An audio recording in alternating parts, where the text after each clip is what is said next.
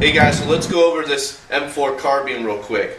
This is a right-handed weapon. As you can tell, the magazine release is right where the trigger finger is.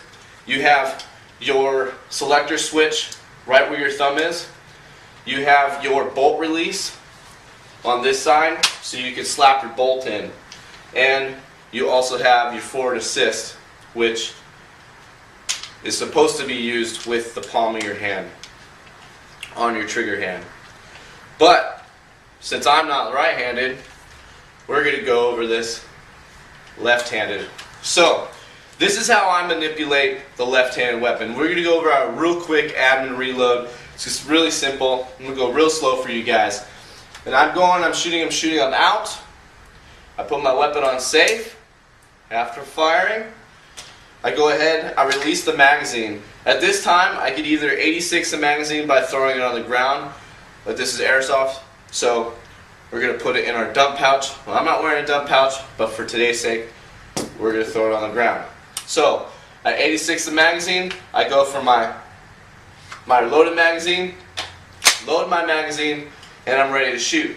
Well, I know there's a lot of guns out there, especially the Tokyo Marines, where you actually have to hit the bolt, excuse me, you got to hit the bolt release in order for the weapon to fire again. And even then, some of them won't fire until you hit the forward assist on the bolt.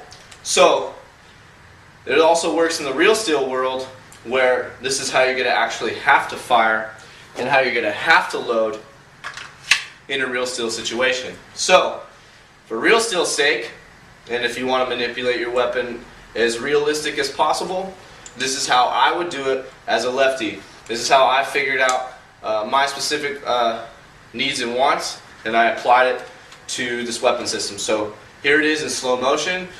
I'm firing, I put my weapon on safe, I drop the magazine goes in, I rack the bolt once, completely, rack it once, and then as I'm going forward to touch my muzzle, or to grab my muzzle, I'm hitting the forward assist button at the same time. So let's go a little bit faster and show you how it's done in real time.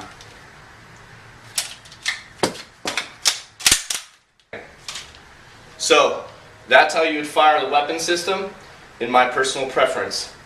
A lot of people like to use a 2-point sling or a 3-point sling with the rifle system, but as I can see as an M4, it's best just to use a single point because, once again, this is a right-hander's weapon. So, even the sling mounts are created for a right-hander.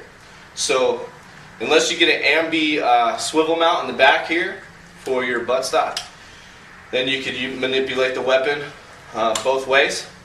But my personal preference, I like to run a single point because then I can just swing it around me when I have to, pull out my pistol, and whatnot. As for mounting my optics and everything else, optics is usually centered, so I don't have to worry about that. And I like to keep it real simple, so all I got here is a little light with my laser. I don't know if you can even teach that. Woo! Laser. Got my little laser here.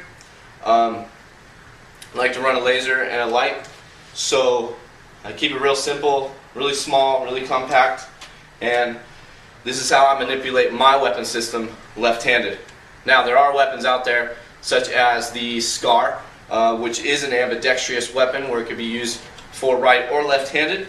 There's not a whole lot of left-handed weapons out there. The only one that I could particularly say would be sort of a left-handed weapon is the AK-47, only because the bolt release is on my reaction side of my hand, so the bolt release is right here, so I can slap it real quick or do any type of malfunction or anything like that. So that is my over, so the lefties could get a little bit stronger out there on the field, and be prepared for some more TAC videos, guys. Stay tuned. So what we here? Ugh. What the hell was that? We're going over the carbine. That's it. Slap, pull, observe, release, tap, squeeze, boom, boom. Slap, pull, observe, release, blah, blah, blah.